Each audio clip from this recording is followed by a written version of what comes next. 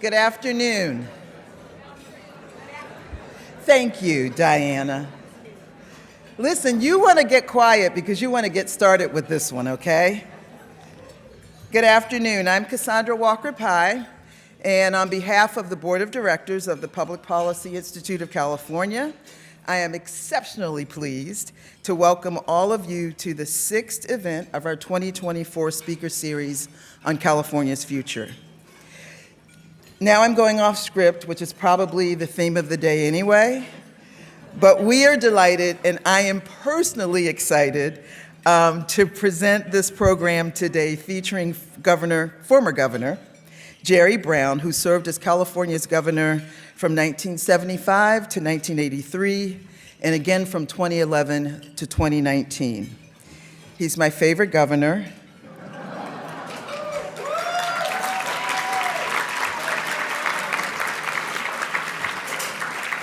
Those of you who know, don't tell Arnold. Governor Brown, thank you so much for being with us today. Joining him is PPIC's president and CEO, Tani Cantil-Sakauye. As many of you know, for 12 years prior to joining PPIC, Tani served as the Chief Justice of the California Supreme Court.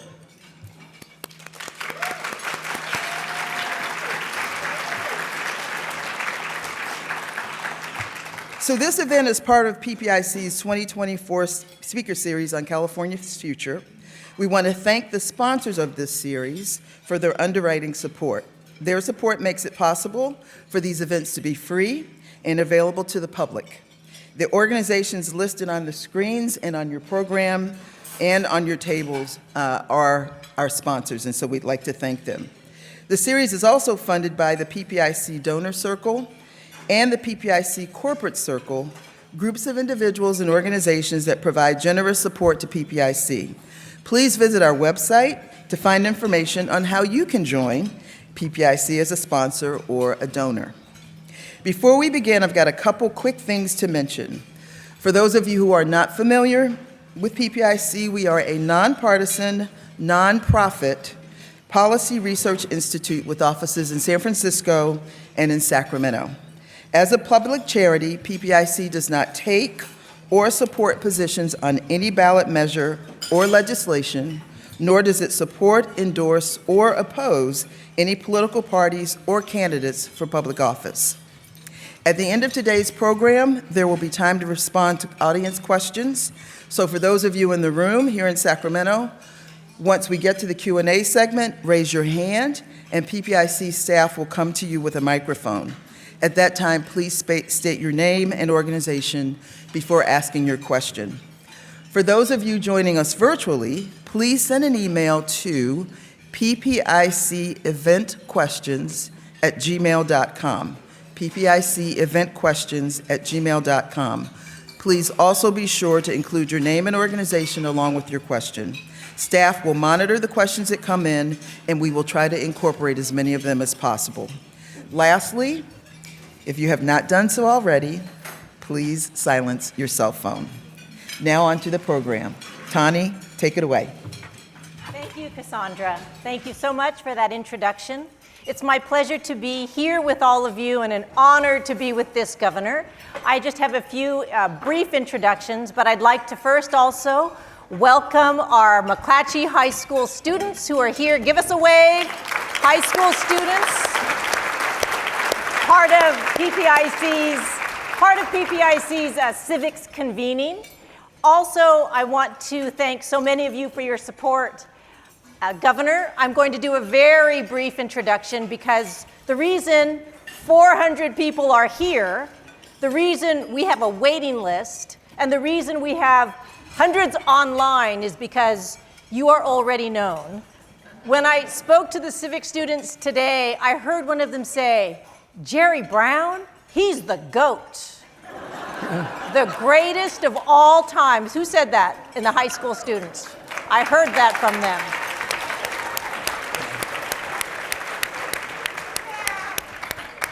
I want to say, too, that I know the lights are bright, but you can see a lot of your friends and people here you've worked with, like Rusty Reyes and Diana Dooley. I can't see others because of the light. But I do also want to say that for many of you, this will be old news, but I will just briefly go over Governor Brown's public service, and that is after Cal Berkeley's graduation and Yale Law School, Governor Jerry Brown's first elected office was the Los Angeles Community College Board of Trustees. From there, he became the Secretary of State of California. Soon thereafter, he was elected statewide as Governor of California, our youngest governor, sometimes referred to as Governor Jerry Brown 1.0. After 2 terms as Governor of California, he made a run for president and the Senate and redefined issues statewide and nationwide. Thereafter, he moved, I believe, as he was the Democratic chair in California. He moved to Oakland and was a radio host and mayor of Oakland for 2 terms. Thereafter, his service in local government, Governor Brown became the Attorney General of California, and thereafter became, once again, after term limits, the 38th Governor of California for 2 terms.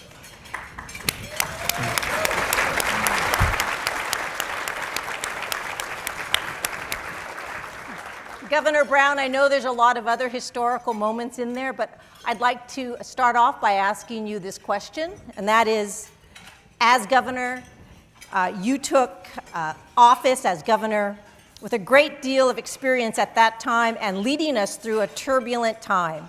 You were elected to your first term shortly after President Nixon resigned over the Watergate scandal, and in 2011, when you returned to the governor's office, California was facing a historically large budget deficit. What would you say was the most important things you learned about leading through crises? Well, what I learned over time was the value of experience. When I ran the first time, I was only 35 when I announced 36 when I was elected, and the people I brought with me were a lot younger. I think Diana Dooley was in her mid-20s, if I'm not mistaken, when I hired her. So I had a lot of young, inexperienced people, including myself. And so then, fast, 30 years go by, and I met a lot of people, had a lot of experience. So I brought a very experienced group of people the second time, and I found out knowing things is good. And knowing how to do things is good, and having lived long enough to make a lot of mistakes and learn from them is good. So that's basically what's the difference. I would say one thing about luck, because there's a lot of luck in all this. People say, why did Trump win? Why was I elected a couple of times? Skill is part of it, personality is part of it, but luck. Luck plays a big part. In 1974, as you said, Nixon resigned. And then Gerald Ford, not too long before the 1974 general election, gave a pardon to Nixon. And that created quite a hullabaloo. All the press got all excited. And that tarnished the Republican brand. And the man I was running against, Houston Flournoy, he stalled. And I finally won by 1.7%.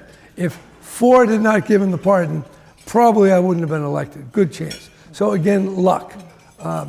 So that happens. We ran the second time. Ever younger, Prop 13 came along and it passed, and I opposed it, but then when it went in, I had to implement it. And while I was implementing Prop 13, Ever Younger wanted to rest from his vigorous campaign. He went to Hawaii. And when he went to Hawaii, we met him at the airplane when he came back with ukuleles. And he never quite got over that. So the fact that stuff happens that is not related to the subject matter or what you might think. So that's all I'm saying. We learned that yes, experience, yes, good judgment, but also luck is good. That's a good thing for all of us to remember. Experience and luck is a good thing to remember. So we appreciate that. And knowing timing is also seems like a big piece of that. Well, that's like luck. Yeah. You're lucky to run. So my next question is, There was a lot at stake in last month's election, and not just the presidential piece, but also in California, several competitive House races and a number of closely watched ballot measures. But yet, voter turnout in California was down substantially. What do you make of the decline in voters this year?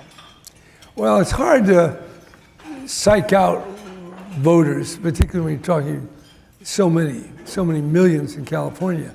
I noted when I was elected Secretary of State, because the Secretary of State keeps the voter records, and I noticed that far below a minority, it was like I think 47% of the voters turned out, very low turnout.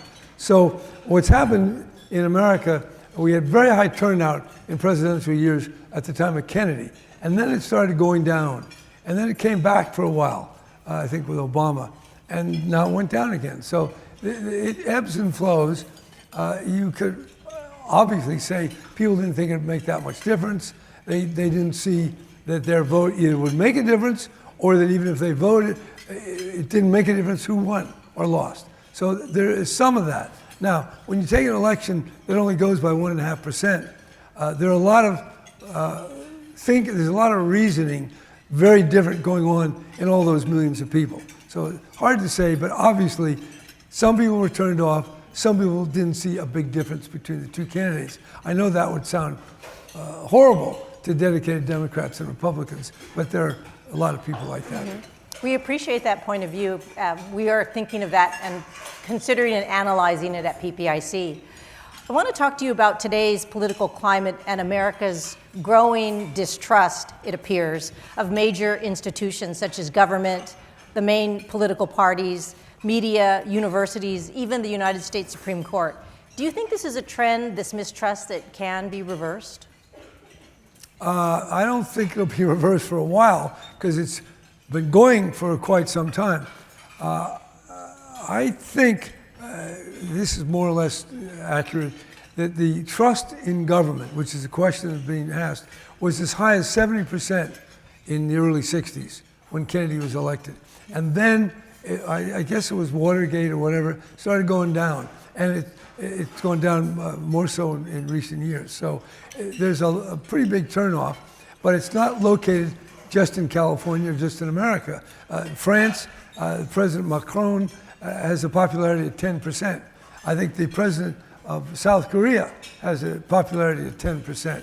The government in Germany just collapsed. They had a vote of no confidence. So this is a worldwide phenomenon that I think is a function of inflation, uncertainty about employment, vast cultural changes, and a general anxiety of not seeing a world that was familiar.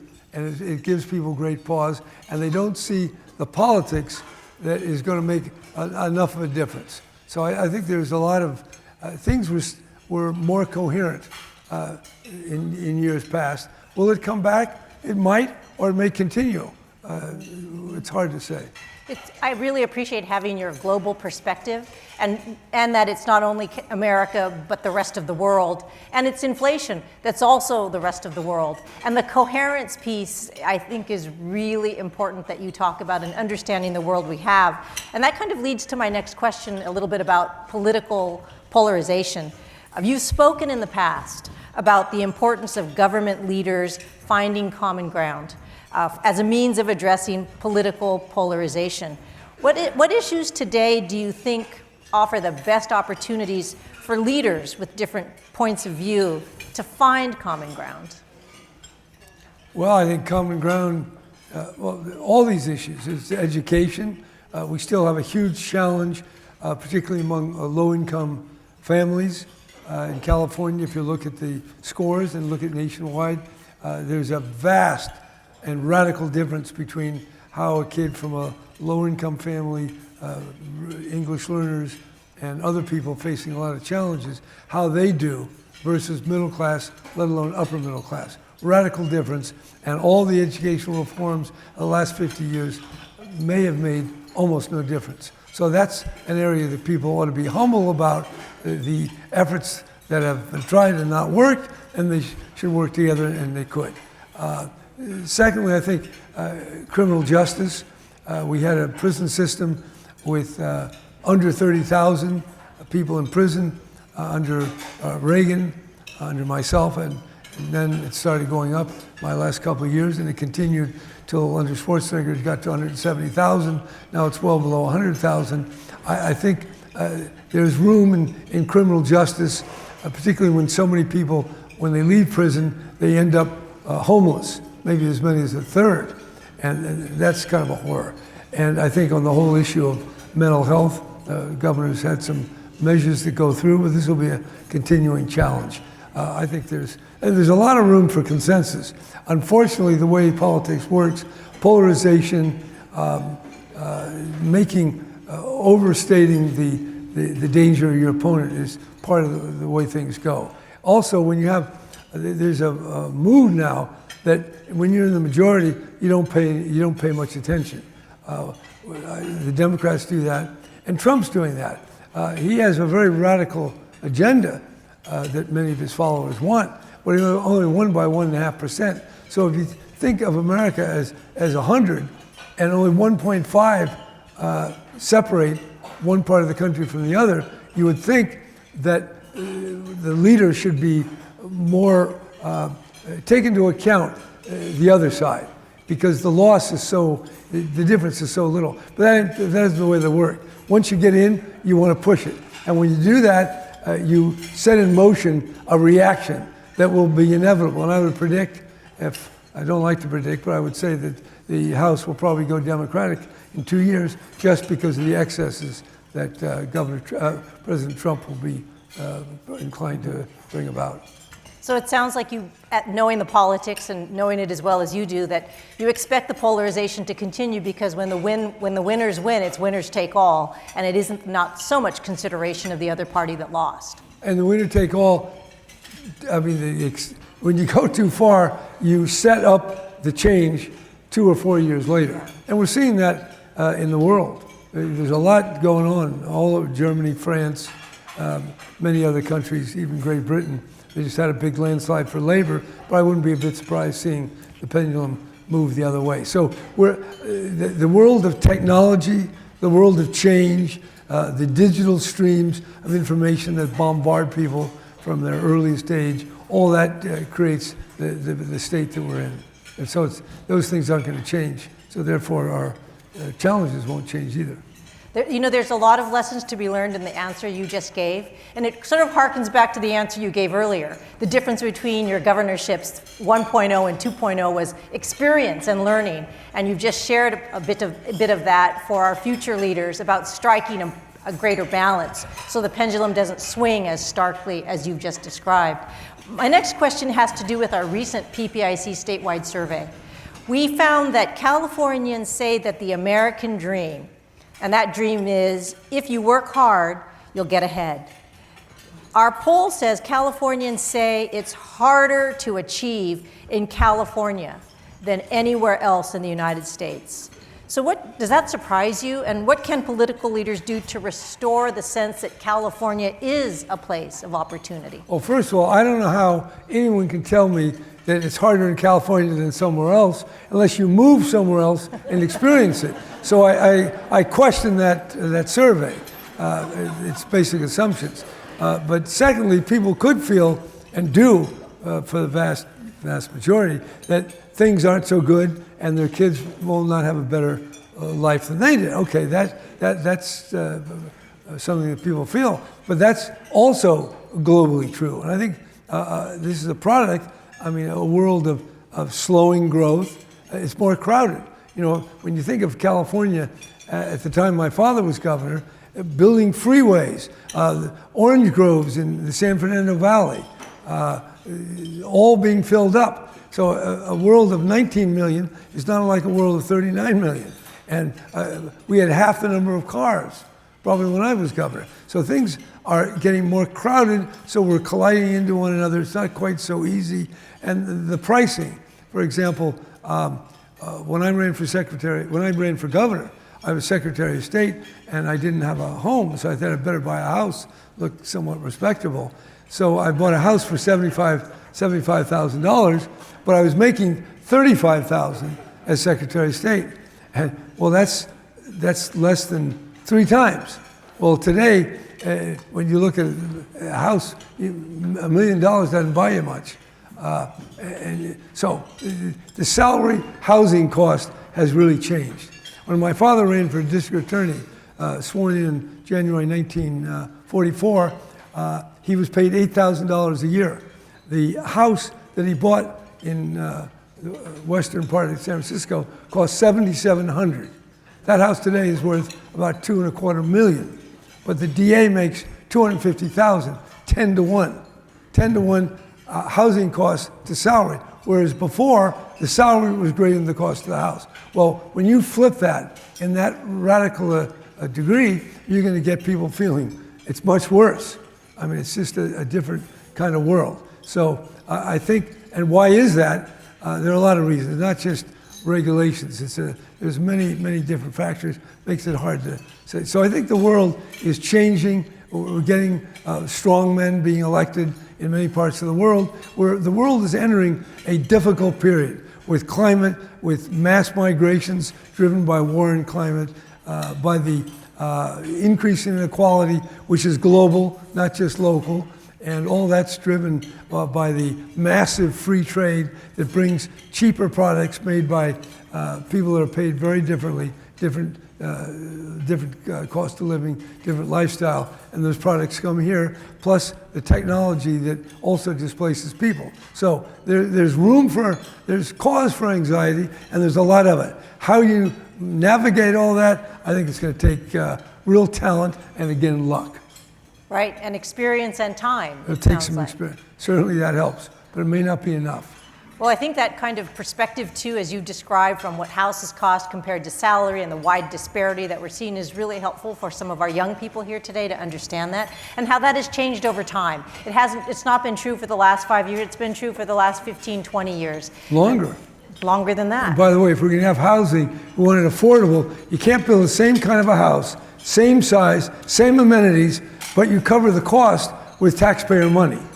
That's what they call affordable housing, is unaffordable housing with a taxpayer subsidy. That only goes so far. So I think we're going to have to conceive of different kinds of housing arrangements, smaller units, but more safe and amenable common spaces. So I think there's some creative design that is going to have to also contribute to the lowering of cost. I think these ideas, I hope many people are watching them. California has been trying to tackle this for some time. As you point out, it's national and international. I want to talk to you a little bit, one more global question, and then I want to pivot to some more subject matter specific to California questions. So my more global question is, we've heard a lot in the election, prior to the election, just generally about the future of democracy. And it's at stake in our nation and our state. Tell us what gives you the most hope about the future of democracy. Well, now you rolled a lot of issues. So first of all, you threw out this word democracy that would take me a little while to unpack. And then you want to find out what hope I get from this unexplained term you used, okay? Yeah, see, Yale Law School is paying off. No, I'm sorry. So democracy, democracy, people have been wringing their hands about democracy. Where does it start? It starts in Greece, Athens. And in Athens, women couldn't vote, and half the population couldn't vote because they were slaves. And that was democracy. That's our model. Then we started up here, and what do we do? We don't let anybody vote except men who have a certain amount of property. We wipe out the Indians, and we bring in African people and enslave them. And then we steal, through a pretextual war, a third of Mexico. That's democracy. And so it always has issues. I don't want to get, and by the way, democracy has given us Trump. That is the choice. People looked, they know this guy is vulgar, he tells lies, and they thought that was better than the alternative. So this is part of this strange process and we have one guy. Elon Musk, who made a $250 million donation, which the Supreme Court has said is just a form of speech. Musk was just talking with his 250 million, but he was talking a lot louder than everybody else. So thank you, Supreme Court, the Citizens United, the U.S. Supreme Court, not the California. Yes. I'm glad you made that distinction, Governor. So I think democracy evolves, and certainly the Federalist paper, if you go back and read the Federalists, they weren't so excited about democracy. They liked something a little different, a republic with, remember we had I don't get into all that. Anyway, so democracy has to be looked at in various ways. And I think it's still very vibrant in California, in America, and the world. People still want to be free. If they could, look in Syria, they want out. Now, whether they'll get a democracy is questionable, but people want freedom. Freedom is identified with democracy. But democracy has all these other issues, including the tendency to go beyond it in some authoritarian way, and that is really what we're seeing.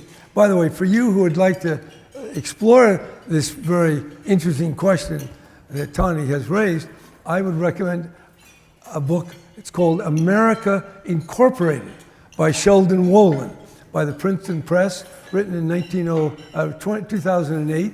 He was my political science teacher at Berkeley, and he has a very searing critique of the democratic system as currently existing in 2008, and it's no better today. So America Incorporated, not an easy book, but if you're really interested, you can get it on Amazon. I checked it out before I came, and it'd be worth reading. That will probe this question at the depth that it deserves. I wish I'd read it beforehand, Governor. Yeah. And I remember visiting you and your wall of books, so I will be looking that up. Yeah, Thank because you. it's a problematic time. There's a lot you can say under the guise of democracy. Yes. But the one thing we know is we don't like to be pushed around. We don't like a controlled environment like you see in totalitarian states. And even people don't like, in this country, people trying to push them around, cancel them, or in other ways, tell them how to think. So democracy does hold out this possibility that people can realize themselves, and really fundamentally a path of human emancipation. That's the essence of democracy, and it's still very much alive. I think that's very hopeful to talk about its process and its vibrancy. So I appreciate that, and I think that gives us all a fair amount of hope. So I want to talk about the budget, Governor. By the way, I didn't say what gives me hope. What does give you hope? No, just pass that over. No, I've thought about it, because it's one of your questions. Because I have a pretty realistic view of the world, and it's not rosy. But I am a very hopeful person. But if you ask me what gives me hope, I don't know that I can tell you. And then I looked a little further coming down here, and hope is really a theological virtue. And so theological virtues are infused in some way. So I can't tell you what gives me hope. I can tell you I have a lot of it. Thank you, Governor.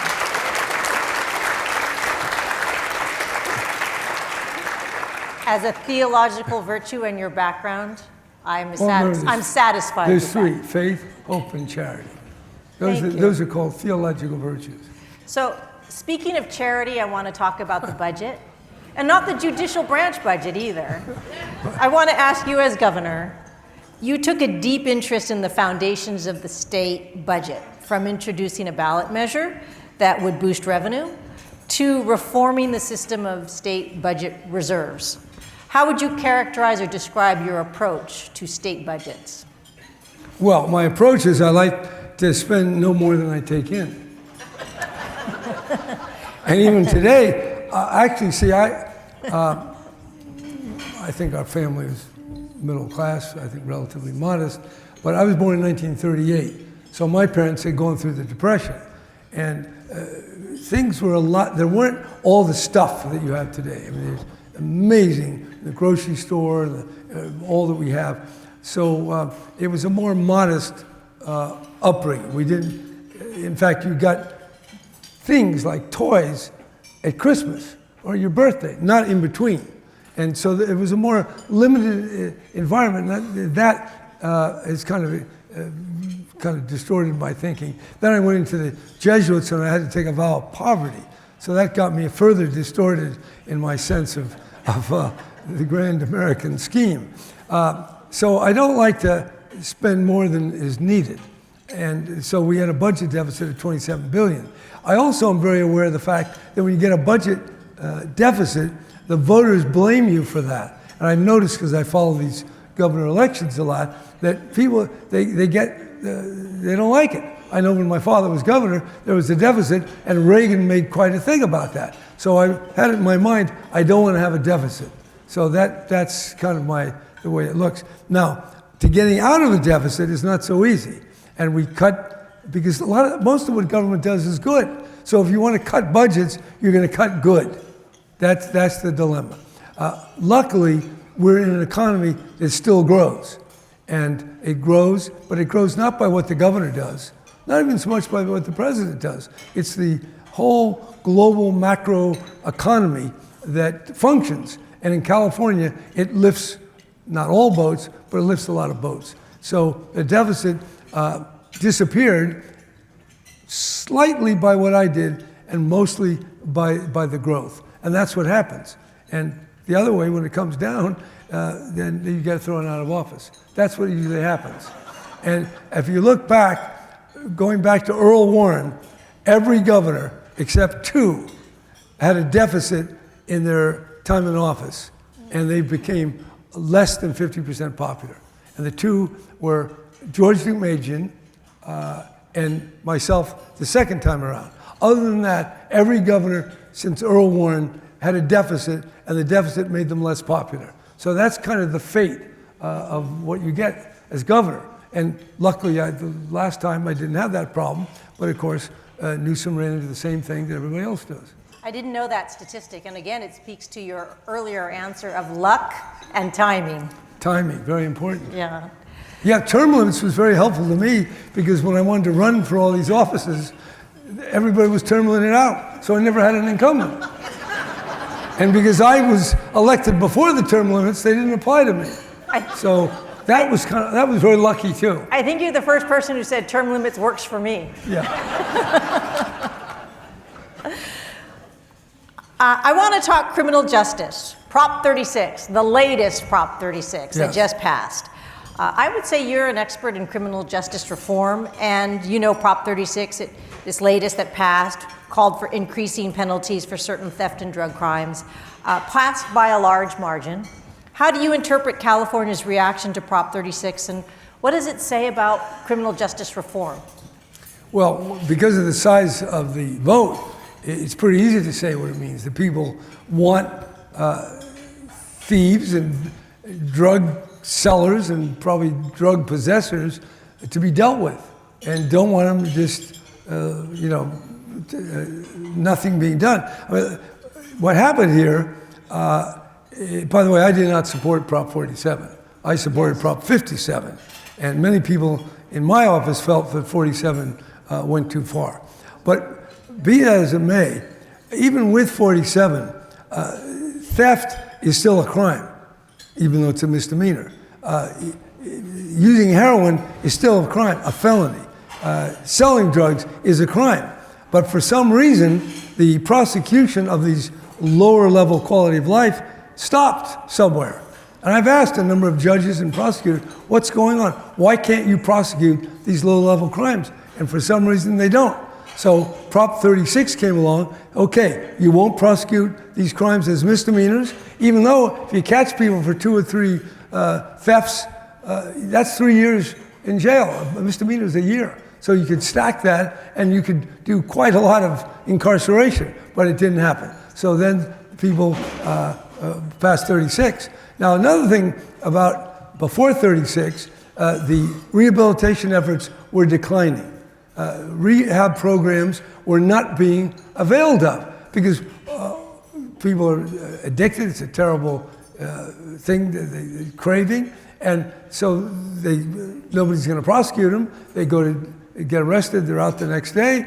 and they never spend much time, so they don't go into rehab. And the theory of 36 is, we're going to have a hammer here, and if you don't want to be hit over the head, you better go into a drug program. And so there is truth to that. I don't want to, I won't say how I voted on 36. I think it had a lot of specific crimes and penalties, which I don't care for. But it does create a hammer. And I was listening to Mimi Silbert Saturday, and we had a lunch at Delancey Street. And she said, you need a hammer and you need a hand. It's not just a hand to lift somebody up, you need a hammer to hit them over the head. And we've taken away the hammer. So we brought back a little bit of the hammer, and hopefully we're going to still extend the hand, because a lot of people don't have what they need to overcome the terrible situation they're in. Thank you, Governor. That's appreciated.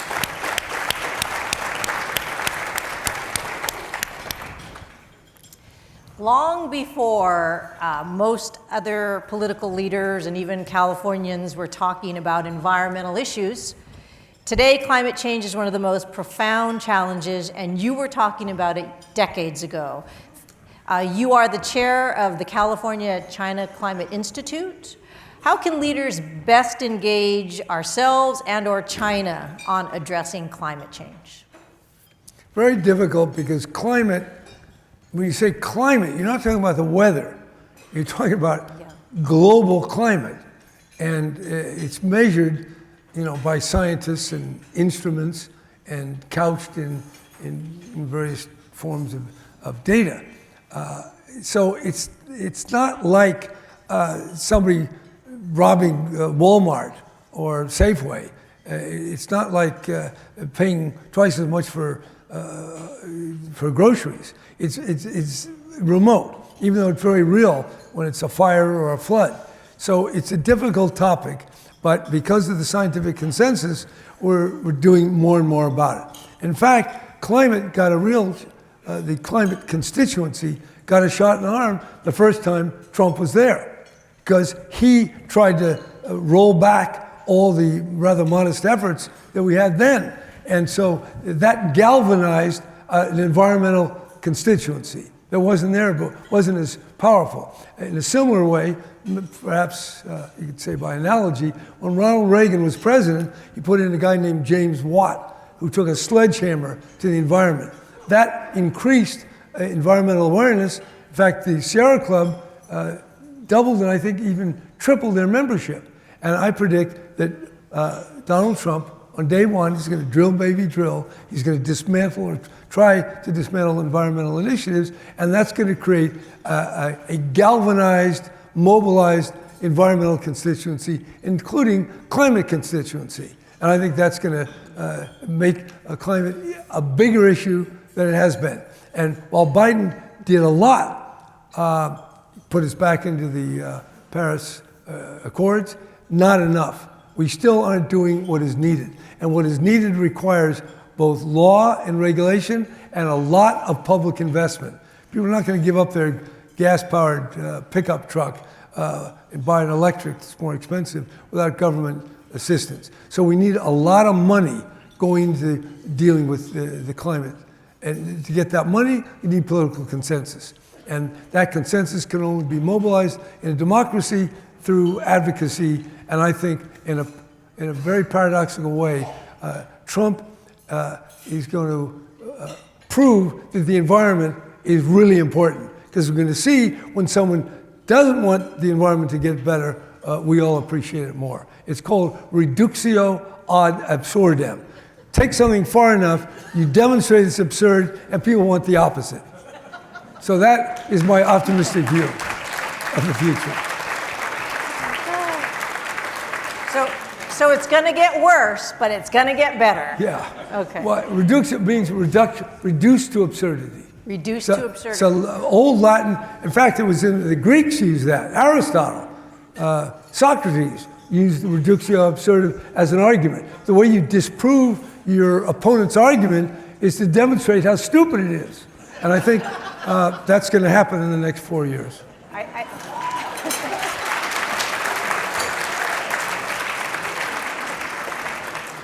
I have a whole bunch more questions, but I was asked to ask you this. Would you share with us your theory of problems versus conditions? Yeah. I started thinking about this when one of these guys was running for governor, and he said he's a problem solver. And I noticed, because I've been around a long time, decades, that the same problems are being solved today as were being solved 40 years ago. And some of them aren't at all better. So that got me thinking, it's not like a problem, like a mathematical problem or a problem that your car broke and you got to fix it. There's something called conditions, human nature. Crime is more like in that. Poverty is a condition. Animosity is a condition. There are a lot of human conditions that we have to learn to live with, we have to learn to manage. So conditions don't change. Why is it that we have the same problems today? Education, crime, taxes, water, land use, housing. These are conditions, and we have to work at them, and we shouldn't get discouraged when the same things exist, because that's part of being a human being. I want you to know that people that have worked for you in years past have taken your wisdom and said it back to me over the years. And they asked me to ask you about problems versus conditions, because it is how many people who've worked for you think about issues today. So I appreciate that answer, and I believe now we're going to turn to the audience to ask you questions. And let me just add, if you have a problem and you can't solve it, that doesn't feel good. But if you have the human condition, you're in it. And if you understand it, you can make gains and you can make things better. But you're never going to change the human condition. And if you can grasp that, I've been reading a book by Dorothy Day, about Dorothy Day, famous Catholic worker person. And she had a house of hospitality where they just fed people, helped them, and they lived with the poor. But they didn't end poverty. And she said, but she still felt you do your part, and that will contribute to what you have to do as a human being. But it's still, at the end of the day, things can look pretty bad. Yeah, it's still a condition. And they look pretty good. It's a condition. That's what I'm trying to understand. It's hard to grasp. You got a condition, but you got to work to make it better, but it's really not going to get better. It's going to recur. It's going to reoccur. And you're going to die anyway, so. So much for hope. No, there still is hope. There's plenty of hope, but, don't be a fool. Now it's time, not with that comment, to have audience questions, and PPIC folks will bring the microphone to you. Please state your name and your question and who you represent if you're here with the company. Annabelle. Hi, my name is Miranda Grimberg, and I'm with McClatchy High School. So in a 2019 interview for Politico, you said, "We need an establishment, you need a certain hierarchy. You can't work as a mob, you've got to have a leader. And I critique the establishment for not being established enough." My question is, how are the problems facing modern politics a result of the lack of establishment? And what reforms or new policies do you think are necessary for this new establishment to be realized? Okay. You always have some hierarchy. It's not all just horizontal, everybody equally in charge. But it's also true that establishments become corrupt and become complacent and arrogant and lose touch. And so then they need to be modified or replaced. So when you ask what kind of, I'm not sure that what kind of an establishment, how do we fix it? Or it's just the same thing about conditions. We have certain things. Well, Trump got elected because of certain conditions and problems that people saw. But he's going to do stuff in a way that will make sure that we get another very alternative way of doing it. So the establishment will change. We've gone from from Bush to Obama to Trump to Biden.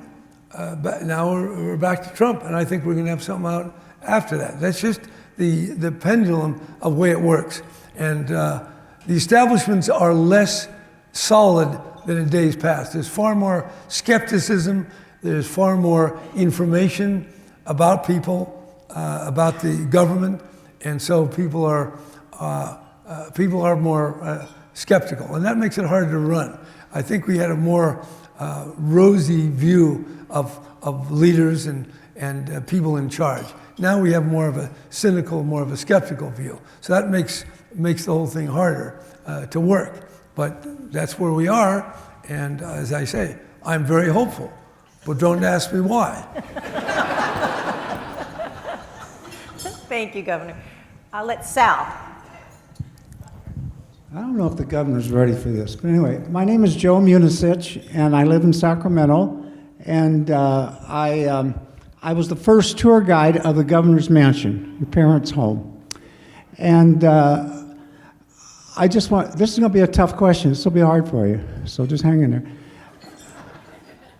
What is your favorite memory of living in the governor's mansion? Something that happened or something? I know you slid down the staircase many times when you were young, but is there a memory that comes to you that's really a good memory from the old governor's mansion, the beautiful home that was built in 1877? Well, my fondest memory is living there a second time.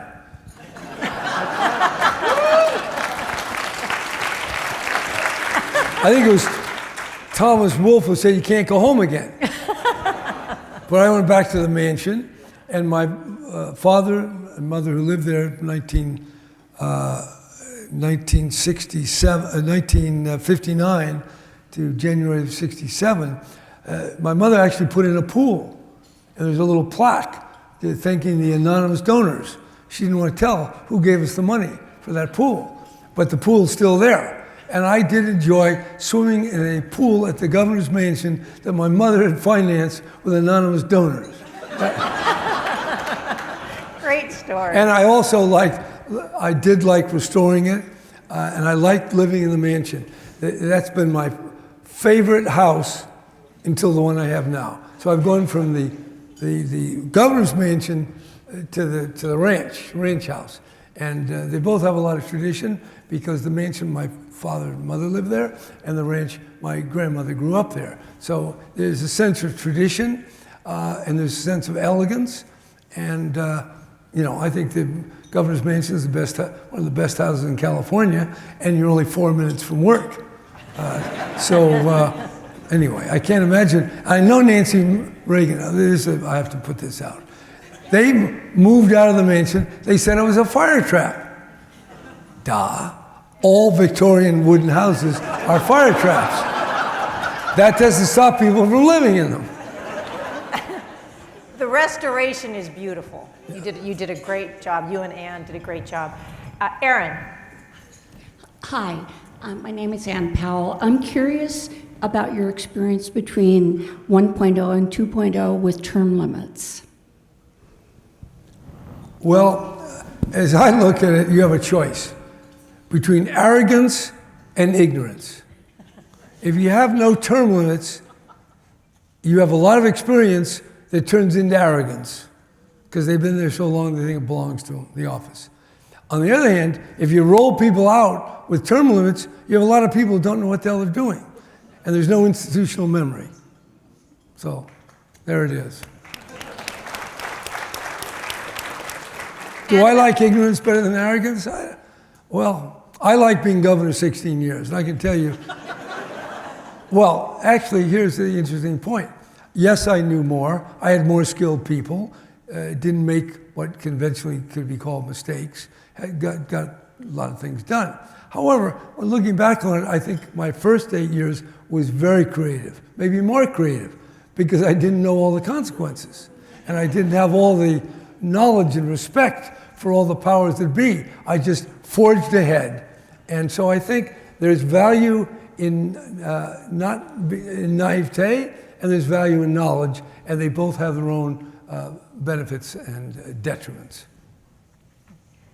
Online, we have a question. Thank you. So this one came in via email, and this is from Dana Cruz with the Judicial Council of California. Dana asks, what qualities make for a successful leader in government and in policymaking? What makes for a successful leader in government and policy making? Okay, number one, timing and luck. Don't forget hope. No, number two, you said successful. Number two, a good sense of people and the voters, being able to read what's going on. You know, there's some people who are dense. They don't know a knife from a fork. They don't know a knife from a fork, but they kind of blur things, and they can't, and even a lot of people who are elected can't figure out why they got elected. So understanding the electorate is very important. And thirdly, I think reasonable intelligence and seeing what is needed and then doing your best to provide it.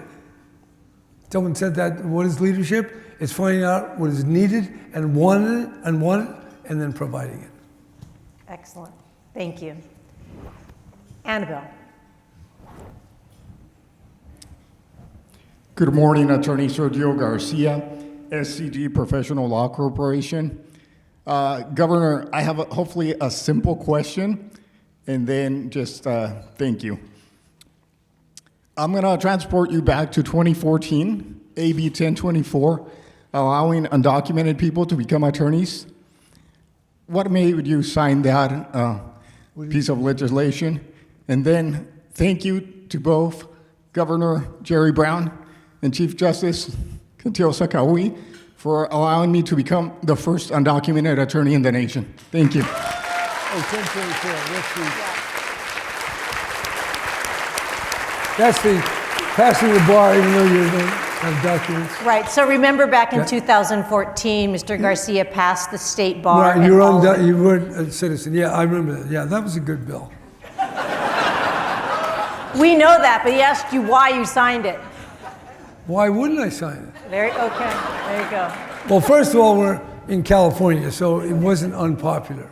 Yeah. So you got to know, and if it were maybe 10 years before, it wouldn't have been as popular. So at that particular moment, it was easy. But it also sounded, because it took such effort to accomplish that, even though undocumented, you get through college, through law school, pass the bar, that's pretty amazing. And the citizenship or not was not germane to the ability to practice law. So it was righteous, it was not unpopular, so why not? So I did it.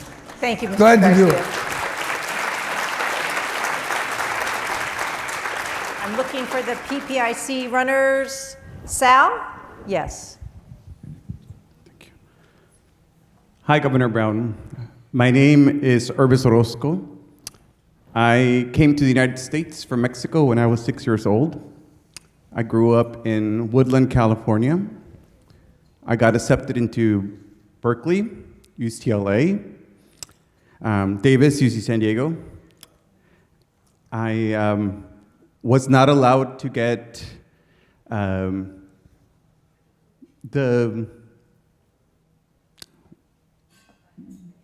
that's right, the financial aid. I graduated in 2008. I got accepted into those universities. But in 2011, 2012, you signed the California Dream Act, which made it possible for me to graduate from UC Davis. So I want to thank you, and I think Governor Brown deserves a round of applause for that, for creating the dreams that have become and have made my friends today that I worked with to pass this legislation and to advocate for you. Some of my friends now are doctors, engineers, teachers, and all around throughout California and throughout the nation. Last year, and you were able to pass this, so I thank you from deep down in my heart for you to be able to do that. Last year, dreamers who since 2016 have not been able to apply for DACA under President Obama's executive action, It's been 8 years since Dreamers have been able to apply for that. Last year, Governor Gavin Newsom had the chance to sign a bill that allows Dreamers to be able to work under the administration, under the educational system, under the University of California system. Unfortunately, Gavin Newsom denied that. What is your message to Governor Newsom in that legislation? Even though there's a lot of hatred towards immigrants right now, there's a lot of hatred towards what's unknown and what the Trump administration have to offer. So I ask you, Governor Brown, what would you tell Governor Newsom this upcoming session now that Dreamers have the chance? Because the Trump administration has not allowed us to apply for DACA, so it's a big issue here in California and throughout the nation. What would you tell Governor Newsom? I really hear what you're saying is profoundly important, but I must refrain from telling Governor Newsom anything. And I'll tell you why. Because governors don't want to be commented upon by their successors. And when I became governor, Governor Ronald Reagan didn't say anything about me. He didn't comment. When I became governor the second time, Arnold Schwarzenegger didn't give me any advice. So I'm going to follow that proud tradition and not give Governor Newsom any advice whatsoever.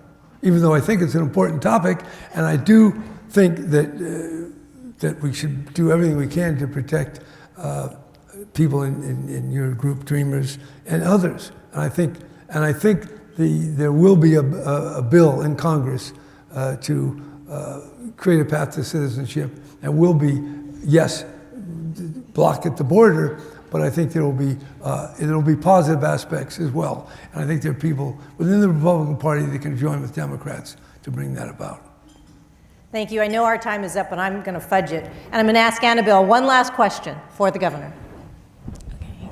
Hi, my name is Alasia Crump. I'm with McClatchy High School, and I had a question for Governor Brown.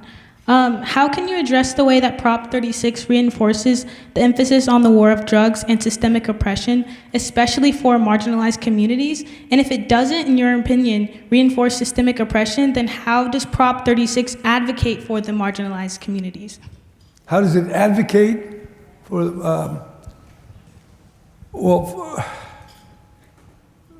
like a lot of these bills, it's a mixed bag. And just leaving things the way they are, with widespread use of fentanyl and heroin, with law enforcement being relatively ineffectual, I don't think it's a good thing at all. Now, we had a war on drugs, that went way overboard. Okay, then we go to the other side, and we have virtually a moratorium on drugs. And I don't think that's very good, because once you get that craving, in some cases, it's absolutely impossible to overcome it. And you become an utter servitude. You become completely marginalized. So I think the government has to take strong measures to reduce the availability of drugs and certainly the sale of drugs. And there's no nice way to do that. So that's all I got to say. What we have now is not acceptable. 36 is by no means perfect at all. It's got its problems. But I think through positive measures in rehabilitation, in housing, in other ways to help people, we can balance that. As I said, somebody who knows more about crime, marginalized people, crime, rehabilitation, Mimi Silbert from Delancey Street, a very successful program. She says you need a hammer and you need a hand. So you need some pressure, but you need some help. And they got to be in balance. And generally, we don't get it right. So this time around, I think the legislature and the governor and local government, we can make it better. That's all I would say.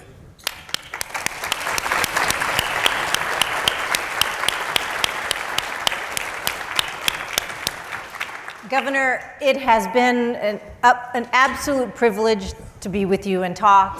We've learned from you. We've laughed with you. We will take home these lessons. And you are still, in the words of McClatchy High School, the GOAT. Okay. Thank you, sir. Thank you. Thank you.